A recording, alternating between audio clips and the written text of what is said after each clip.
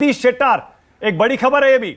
हुबली धारवाड़ से जगदीश शेट्टार आगे चल रहे हैं, जो बीजेपी छोड़कर हाल ही में कांग्रेस में गए थे। हालांकि बीजेपी नेताओं का दावा था शेट्टार अपनी सीट हारेंगे, लेकिन शेट्टार फिलहाल आगे चल रहे हैं। यानी बीजेपी के बागियों ने भी बीजेपी को नुकसान तो पहुंचाया है, और ठीक चुनाव के वक्त पार्टी को छोड़कर कांग्रेस के खेमे में जाकर कितना डेंट लगाया, इसका विश्लेषण भी आज शाम को किया जाएगा, कल तक होगा, आने वाले कई दिनों में होगा। गृह मंत्री अरागा जैनेंद्र तीर्थहल्ली से पीछे चल रहे हैं, यह भी एक संकेत देता है।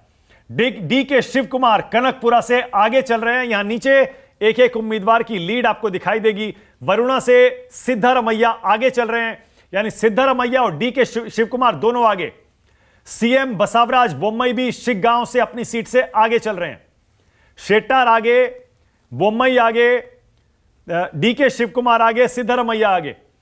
ये मोटे तौर पर आप इससे एक अंदाजा लगा सकते हैं कि हवा कर्नाटक की इस बार किस दिशा में बह रही है। 120 सीटों पर कांग्रेस की बढ़त फिलहाल स्टेबल दिखाई दे रही है पोस्टल बैलेट में, और बीजेपी देखिए 80 के आसपास घूम रही है, और जेडीएस 20 के आसपास। कुल मिलाकर एग्जिट पोल जो कह रहे थे अभय दुबे, जी पोस्टल बैलेट भी लगभग वही इशारा कर रहे हैं। हालांकि थोड़ा सा अभी जल्दी है। नहीं, मोटे तौर पे तो आप ठीक ही कह रहे हैं, लेकिन मुझे लगता है कि किसी किस्म की कोई ठोस चर्चा और चुनावी रुझानों के ऊपर किस समुदाय ने किसको वोट दिया, क्या दिया है, ये तो 1.5-2 घंटे बाद ही ठीक से हो पाएगी। हाँ जी। और अभी तो सब के सब सारे नेता टीवी चैनलों के सामने बैठे हैं या फिर अपने मोबाइल पर ही देख रहे हैं लाइव स्ट्रीमिंग ये नतीजे। और न्यूज़ 24 भी, अगर आप टीवी पर नहीं देख पा रहे हैं, आपको याद दिला दूं, यूट्यूब पर, फेसबुक पर, हमारे सोशल मीडिया पर, अपने मोबाइल फोन के जरिए आप कर्नाटक चुनाव की एक एक खबर देख सकते हैं। जगदीश शेट्टार पीछे हो गए। अब शेट्टार पीछे हो गए हैं, यानी जगदीश शेट्टार का भविष्य अभी तय होना बाकी है। देखते हैं अभी क्या होता है,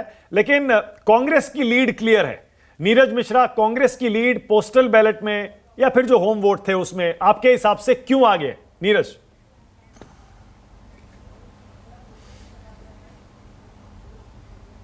मानक जी, दो बातें मैं आपके सामने रखना चाहूंगा, क्योंकि बार बार ईवीएम पर बात हो रही है।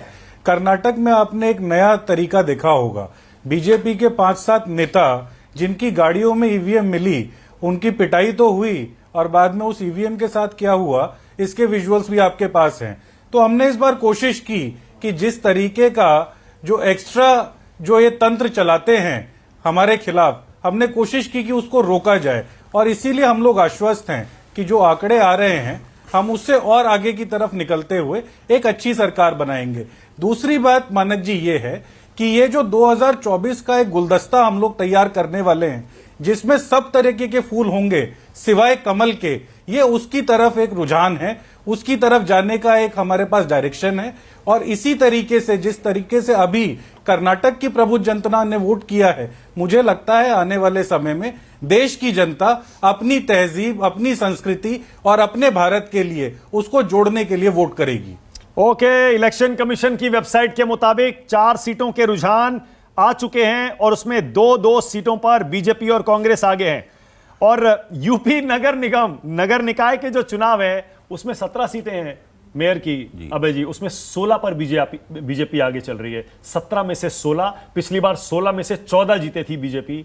इस बार अगर 17 में से 16 आगे है, जाहिर है शुरुआती रुझान है, हालांकि फिर भी वो भी बड़ा इंटरेस्टिंग रहेगा अबे दुबे देखना। नहीं, बहुत दिलचस्प रहेगा। और उसमें मुख्यमंत्री आदित्यनाथ ने बहुत जमकर चुनाव प्रचार किया है, और उनका कहना था कि ये डबल इंजन की नहीं, अगर इसमें हम जीत जाएंगे तो ये 3 इंजनों की सरकार हो जाएगी हमारी। हाँ, स्थानीय निकाय, वो लगातार इंजन दर इंजन बढ़ते, या पंचायत की चुनाव में कहेंगे कि 4 इंजन की सरकार हो जाएगी, फिर तो बहुत मुश्किल हो जाएगा कि गाड़ी कौन सा इंजन खींच रहा है। 120 कांग्रेस, 84 बीजेपी, 17 जेडीएस। और ये देखिए नीचे यहां एक एक उम्मीदवार का जो फिलहाल रुझान मिल रहा है वो भी हम दिखा रहे हैं। बोम्मई आगे चल रहे हैं, जगदीश शेट्टार अब पीछे हो गए। हुबली धारवाड़ से सिद्धारमैया अपनी सीट से आगे चल रहे हैं, कुमारस्वामी अपनी सीट से आगे चल रहे हैं, और उसी तरह डी के शिव कुमार अपनी सीट से आगे चल रहे हैं। और इलेक्शन कमीशन की वेबसाइट के मुताबिक 4 सीटों के रुझान अभी तक हमारे पास आए हैं, जिनमें 2 सीटों पर बीजेपी आगे है और 2 पर कांग्रेस आगे है। लेकिन ये देखिए, ये भी इंटरेस्टिंग है, रामनगर से निखिल कुमारस्वामी पीछे चल रहे हैं। विजय ग्रोवर, क्या वजह है? कुमारस्वामी के बेटे खुद पीछे चल रहे हैं, जबकि येदियुरप्पा के बेटे आगे चल रहे हैं।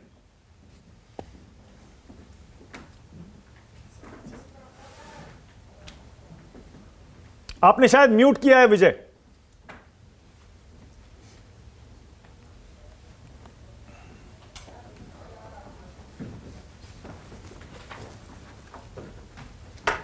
ओके अनंत विजय। अच्छा आगे राजन, विजय आ गए। हाँ विजय बोलिए। देखिए, जहां तक रामनगर की बात की जाए या हसन की बात की जाए, वहां पर जेडीएस के लिए दिक्कतें बहुत बड़ी दिख रही थी, क्योंकि जो यहाँ पर साइजेबल मुस्लिम वोटर था। जो जेडीएस की स्ट्रेंथ है वो है मुस्लिम वोटर प्लस वोकलिगा वोटर्स, और वही उनको जिताती आई थी। लेकिन जब बजरंग दल का इशू मैनिफेस्टो में आया था कांग्रेस के, तो उसके बाद कहीं ना कहीं रिवर्स पोलराइजेशन में हमने देखा कि मुस्लिम वोटर्स जो है कांग्रेस की तरफ ज्यादा टिल्ट हो गए, और शायद उसी का इम्पैक्ट यहाँ पर जेडीएस को दिख रहा है। क्योंकि जो 40-45 की प्रेडिक्शन कुछ हफ्ते पहले हो रही थी ओपिनियन पोल्स में, वो अब घट के करीब 20-25 तक रह गई है, क्योंकि मुस्लिम वोटर कहीं ना कहीं साफ तौर से दिख रहा है कि वह कांग्रेस के साथ इस पर एकजुट है। ओके, इस वक्त फिर से एक अपडेट अपने दर्शकों के लिए। पहला अपडेट ये ऊपर आपके सामने, और दूसरा अपडेट मेरी बाईं तरफ सुकेश रंजन मेरे सहयोगी या स्टूडियो में आ गए हैं। गुड मॉर्निंग सुकेश जी, कैसे हैं आप? ठीक हूँ। क्या खबर है? ये आंकड़े क्या कह रहे हैं आपके हिसाब से? एग्जिट पोल्स वाला बिल्कुल वही ट्रेंड दिखाई दे रहा है? हाँ, एक सेक्युलर ट्रेंड है कि कांग्रेस वहाँ सरकार बना रही है। जो बहुत सरकार बनाते हुए नहीं भी दिखा रहे हैं, वो बीजेपी से उसको आगे दिखाई रहे हैं, तो वो ट्रेंड हमारे इसमें भी दिख रहा है। अब थोड़ा स्टेबलाइज कर गया होगा ऐसा मुझे लगता है। 1 घंटे की काउंटिंग हो चुकी है, पोस्टल बैलेट से मामला आगे निकल चुका होगा, इसलिए थोड़ा इस पर विश्वास करना चाहिए। हालांकि अभी मैं कहूँगा कि 1 घंटे रुकना चाहिए। हम सबका एक्सपीरियंस यही कहता है कि 10 बजे तक हम एक नतीजे पे पहुंचने लगते हैं कि अब कैचअप करना मुश्किल है, जबकि बहुत कांटे की टक्कर ना हो। हाँ, अच्छा एक चीज सुकेश, क्योंकि विजय ग्रोवर बता रहे थे बेंगलोर से कि ये पोस्टल बैलेट तो हैं ही, जो डाक के जरिए आए हैं, डाक मतपत्र हैं, लेकिन इसके साथ साथ वो वोट भी हैं जो होम वोट इस बार इलेक्शन कमीशन ने वहां पड़वाया है। 80 साल से ज्यादा उम्र के जो लोग हैं उनसे घर घर जाकर जो इलेक्शन कमीशन ने वोट डलवाया, इसमें वो वोट भी शामिल हैं। ये दो मिलाकर अभी जिनकी काउंटिंग चल रही है, ये उसका आंकड़ा है।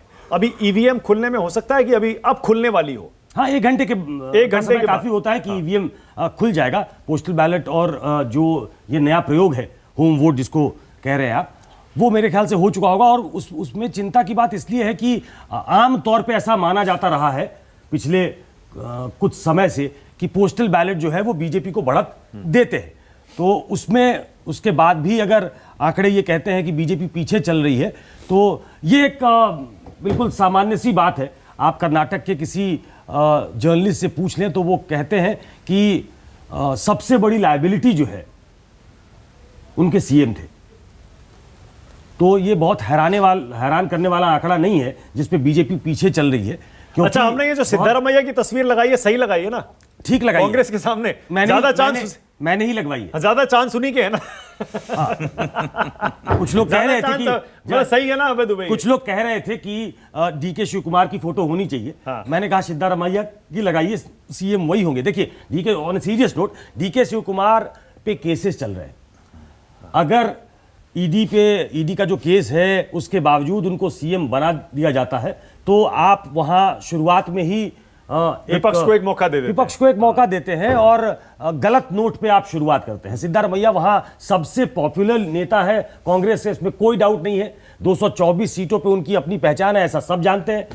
डीके शिव कुमार एक स्ट्रैटेजिस्ट बहुत अच्छे हैं, वो मैनेजर बहुत अच्छे हैं। अभी जो आप देखेंगे, ये जो 13 सीट आप देख रहे हैं जेडीएस की, इसमें पता नहीं कितने जीतेंगे और कितने उसमें रहेंगे।